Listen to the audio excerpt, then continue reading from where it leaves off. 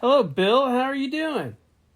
Pretty good. I don't know if you remember me, but I was talking to your dad back in like 2011 or something like that, 2010, 2011, something like that. Wow. Yeah, and then you and I talked, I don't know, probably about a couple of years ago or a year and a half ago or so, and I wasn't ready to do anything, and now I've got my company set up. I'm doing some consulting, doing some superintendent consulting right now. I'm about to finish up a job that I've been on about 6 months. And then I also have a county job that I was able to get because I'm a DBBE and a SDVOSB contractor. Okay. But I haven't put forth the effort to get into the DOD type work, the government work yet. I've done everything to set the company up, got it, registered with the SBA, all the, the SDVOSB stuff. And I'm at that point now that at the beginning of the year, I kind of want to start going after some of those projects. And I like what I see on your videos where, you can go after projects and not necessarily have to be there all the time. That's a big plus for me, small projects like that. Sure. But at the same time, I have a lot of questions, that are more like legalities of what I can do. I know on the government, the federal government side, there's a lot I can do that I can't do, when I'm in California working as a contractor out here. So that is appealing to me. So, well, ask me any legal question you want to know. Well, apparently there's not an issue with having to self-perform. You can just so. I guess the biggest question is, and I may not be using the right terms, but just brokering deals. When I look at all these GovCon type videos, there's always something about being the middleman, and I'm not sure where that legally, where would it like get me in trouble or do anything, that's not allowed that I don't know about.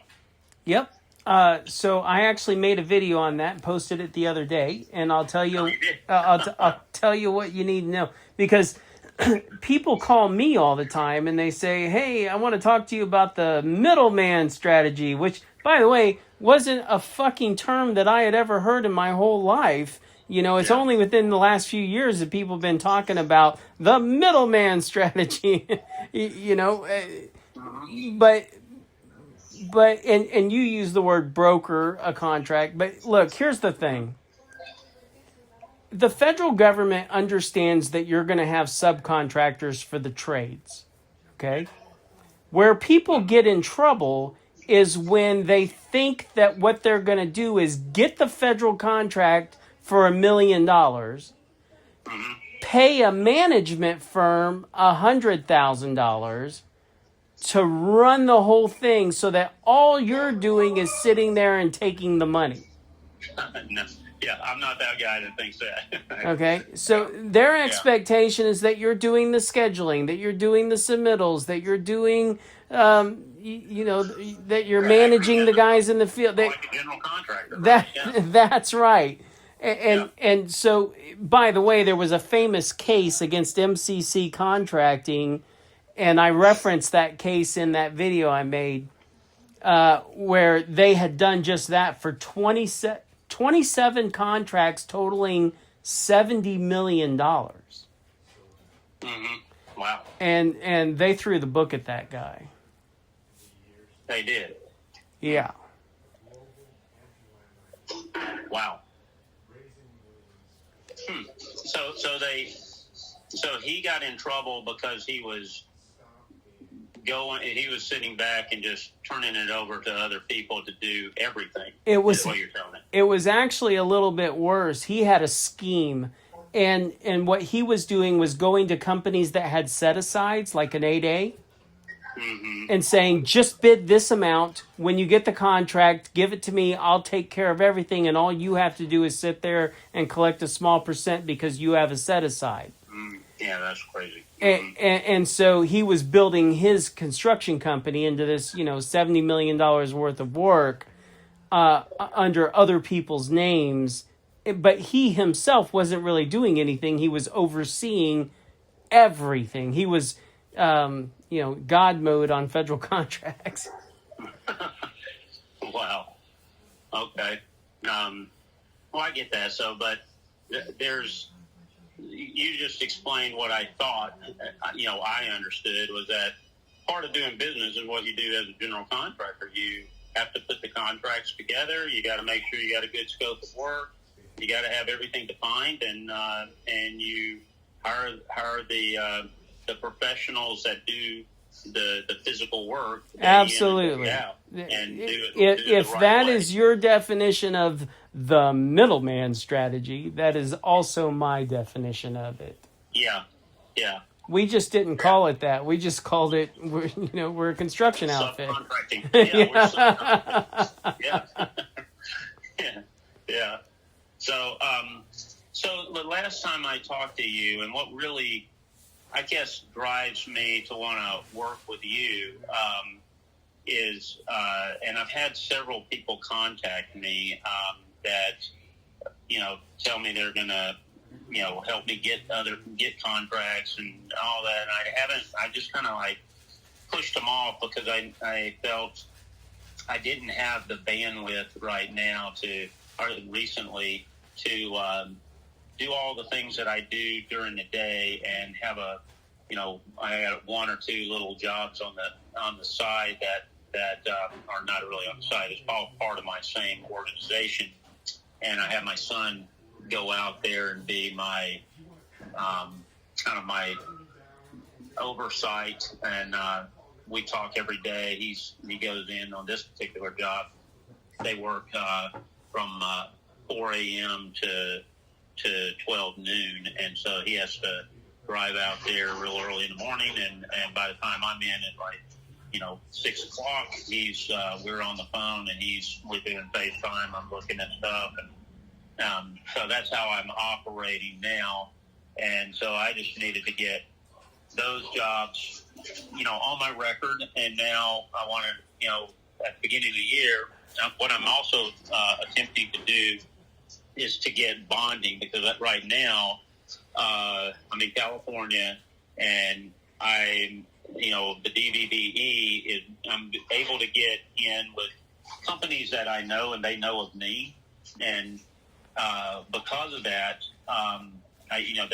they want me because they have to get a certain percentage of the work has to be under a DVBE, and so I can do two or more trades under me as a general contractor.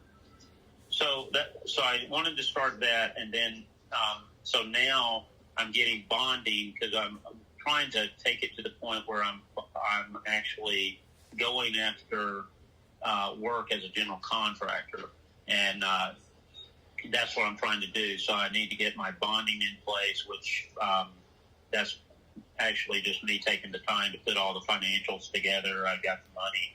And well, look, I got a bonding guy that's been with me for almost 30 years now, and he can get you on a bonding program with just your credit score. I mean, you can get that done in 24 hours, something like that. Okay. So when you join the program... Definitely. I would like to get that guy's name. That would allow me to, in January, be able to bid a couple of these projects that are, they don't really set aside. They set aside certain jobs for DVBs, but it's not the way that it works here is, you probably know this, but you can bid. You're going to bid against other contractors, and then they do some mathematical thing that they're giving you benefit of your number being a little higher. Sure. And that's how it works. And if you're in that range, you're going to get the job, and they're not if they're not a DDD. So, that's right. Yeah, they do that in the federal side as well. Okay. All right. So, that. So I guess when we can get into further conversation, but last time I was talking, I forget what it was you were asking for to kind of. I don't even know what the term is. You're someone that helps companies get moving into the federal space. Really, is what you're doing. Yes. Right? And the one key thing was the ability that you have with your software system that you spent many hundreds of thousands of dollars on. I remember that I liked how that worked. I see other people have contacted me and they have certain systems, but I don't trust them like I would trust you. Look, let me tell you what the difference is between their systems and mine. In fact, I had a guy call me this morning saying, hey, we looked at your video on Bid Tracker and we created a whole AI system and we want to create an AI system for you that you can brand as your own thing and sell to your clients. And I went, fuck you.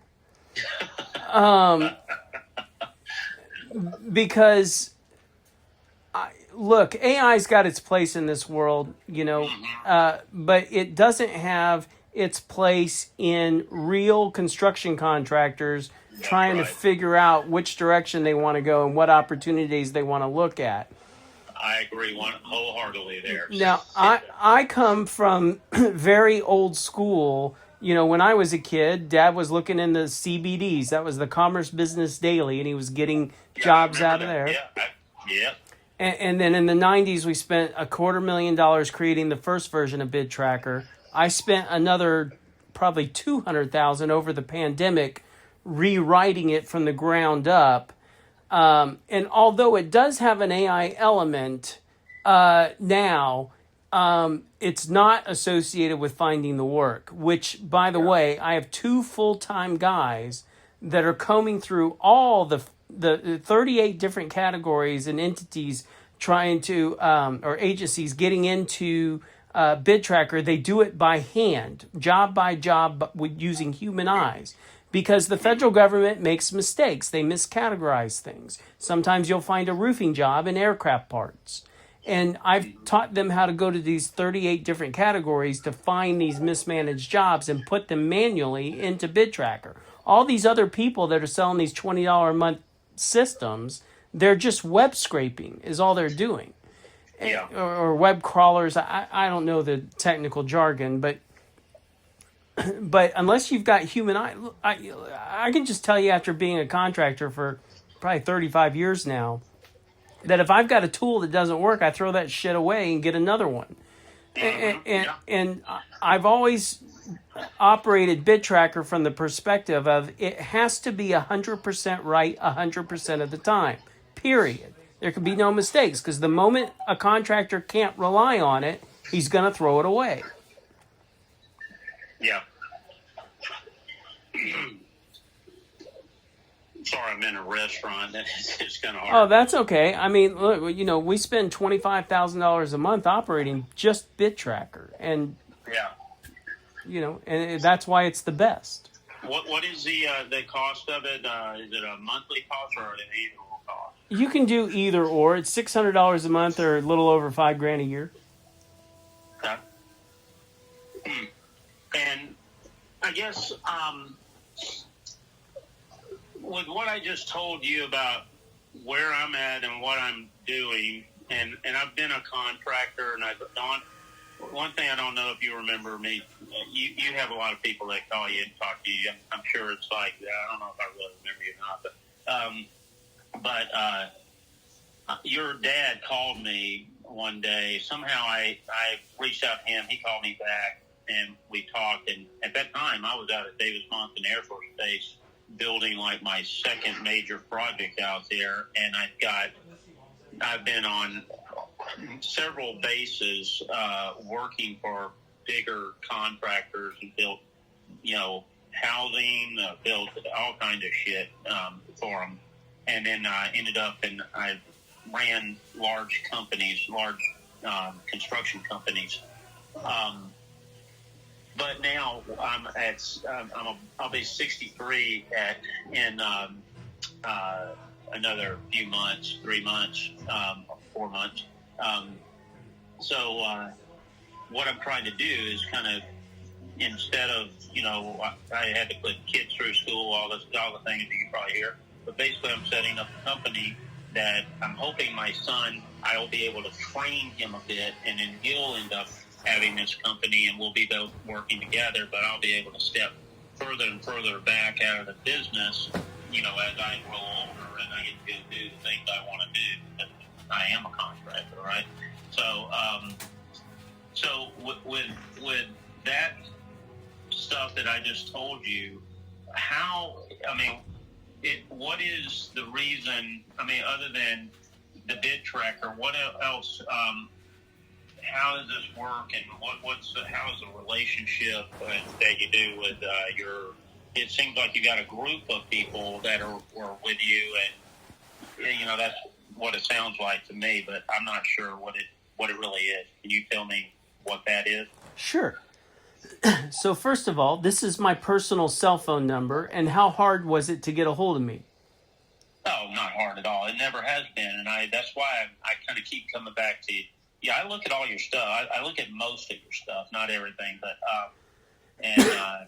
one of the best ones was when your wife does like the, here's the bid, and it's like, whoa, that's pretty cool.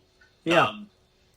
So I think what I'm looking for is someone I can pick up the phone and say, hey, look, how do you do this, or how do you do that, or what, that's Bill, that's probably the most important thing that you've said, and the most important thing about GCExperts. One of the things that I realized when we were putting this program together was that our entire careers, you couldn't just walk into somebody else's office, open up their front door and go, hey, how the fuck are you guys doing this?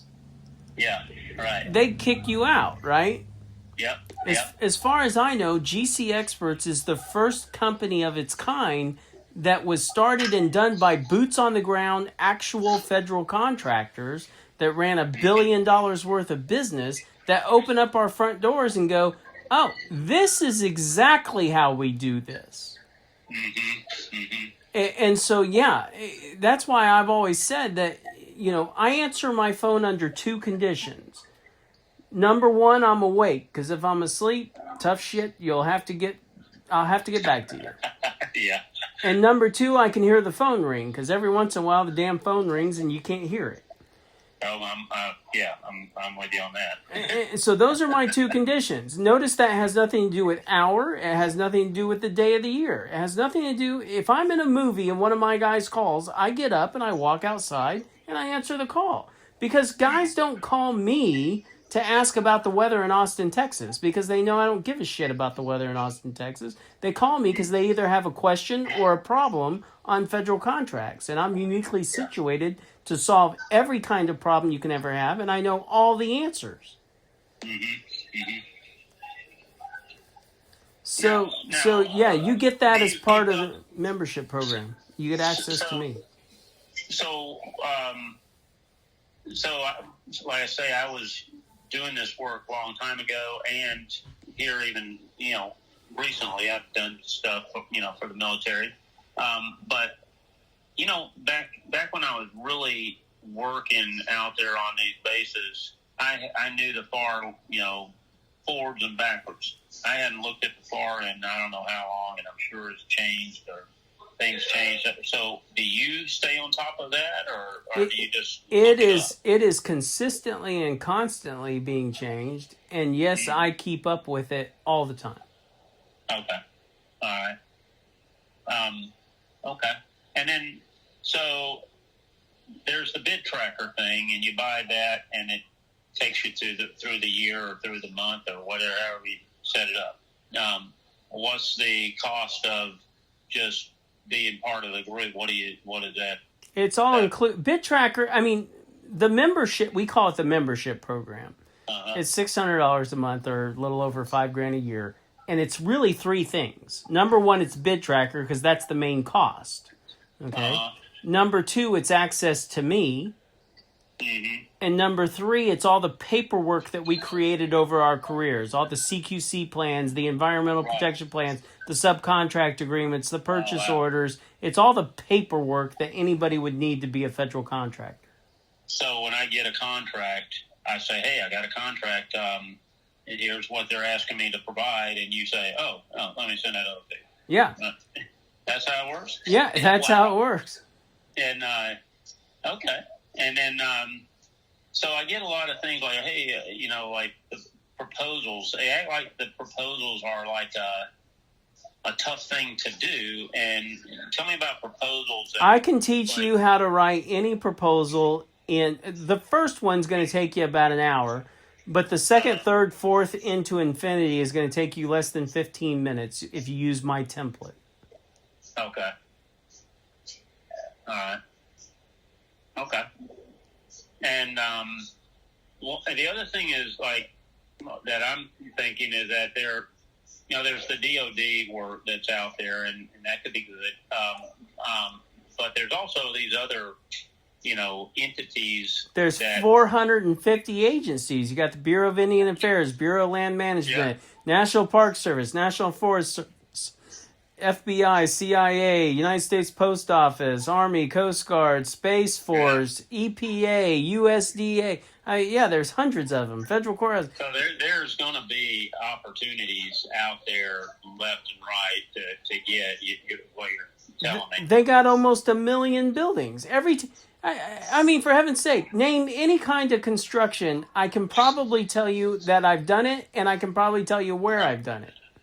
Okay. All right. So, what the other thing I wanted was that I wasn't really prepared for the call, but while I'm at it, I had something in my brain there I was going to ask you.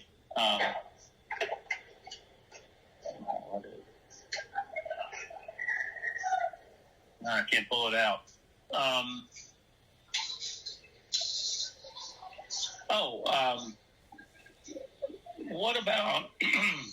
What about the stuff like,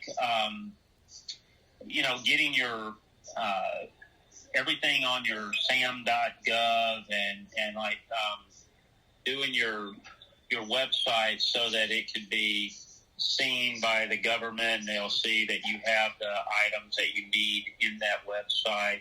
I've read some books on, some of that stuff that you have to have. First of all, I'll tell you this. You do not need a website or business cards to do work with the United States federal government. Period. Okay? If you want to have one, you can create one. It's not that big a deal. But you do not need that to get work with the United States federal government. You do not need a capability statement to get work with the federal government. All a capability statement is like a much larger business card. Shows what your NAICS codes are, what you're capable of. You can put a couple references on there, whatever. I can create you or show you how to create a capability statement in 10 minutes or less, and I'm not joking. And when you join my program, there is a little, I have a page that will show you how to create a capability statement in less than 10 minutes if that's what you want. Okay. All right. Good. How about the being service disabled, veteran-owned small business? That's fine, but the only problem I have with people that, look, there's the peanut gallery, right? All the trolls on the internet that are always talking about, oh my God, you got to have a set-aside, get a set-aside, because that's going to lower the competition.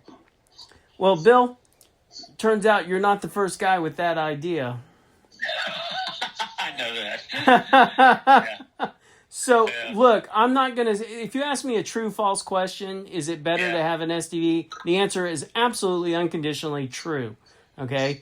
but there's a lot of competition for that 3% of set-asides for the SDV, okay? There are, And I always say, what's wrong with the other 97% of the playground? So I wouldn't recommend that you don't try to get the SDV certification done in your registration, but get registered. I already got it. So. Yeah, get registered. Go ahead and start going after all the work, and then when you've got your certification, go start bidding on. Don't ignore the SDV set asides, but don't bet the whole kit and caboodle on. Yeah.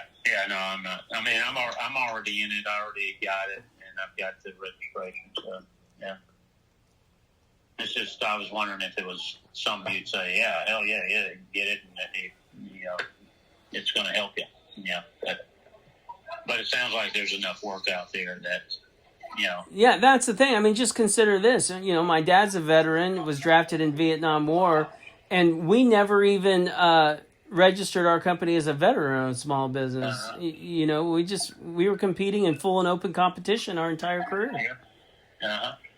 Good. Okay.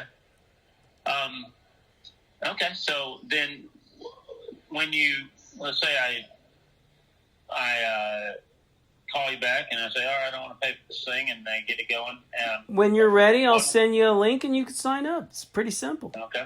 All right. And then, okay, I'll probably do that. I'll probably do that pretty soon too.